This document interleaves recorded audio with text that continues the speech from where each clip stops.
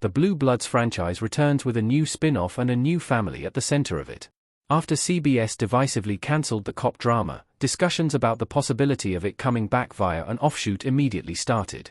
When Blue Bloods ended, it was still at the top of the ratings ranking and with more stories to tell.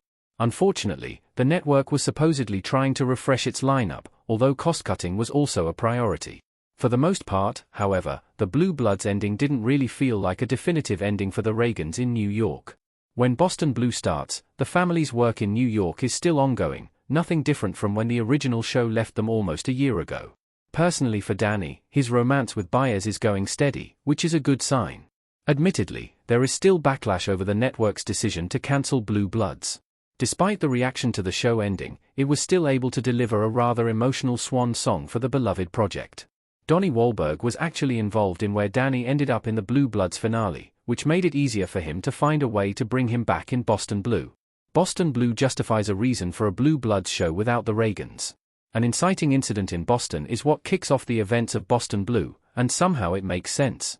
One of the biggest issues coming into the new show is finding a way to justify his move from New York to Boston, considering how close the Reagan family is. On top of that, Danny is also thriving at his job. Sean's accident is a totally justified reason for his dad's move. It keeps Blue Blood's core theme of family and service at the center of the new show.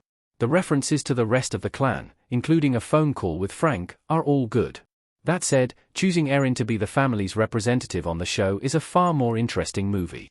Her relationship with Danny has always been dynamic, especially at times when they butted heads in terms of procedure. It's also a nice parallel to Lena Silver's own curious bond with her sister, Sarah, which is clearly highlighted in the very first episode.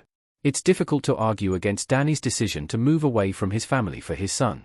After Linda's unexpected death in Blue Bloods, their family went through a difficult patch. At this point, no one can blame Danny for being extra protective of his son, even if that means that he will have to uproot his whole life in New York and move up to Boston. The Silvers may just be more interesting than Blue Blood's beloved family CBS. While the Reagans are the entry point to the new show with Sean and Danny, Boston Blue has a brand new family at its center, the Silvers. Like Frank's clan in New York, the majority of its adult members are involved in law enforcement, including Lena, who effectively becomes Danny's brand new partner.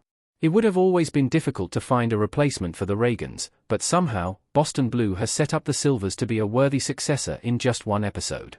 Although they are not exactly similar, there are some overlaps and universal themes that would likely appeal to old Blue Bloods faithful.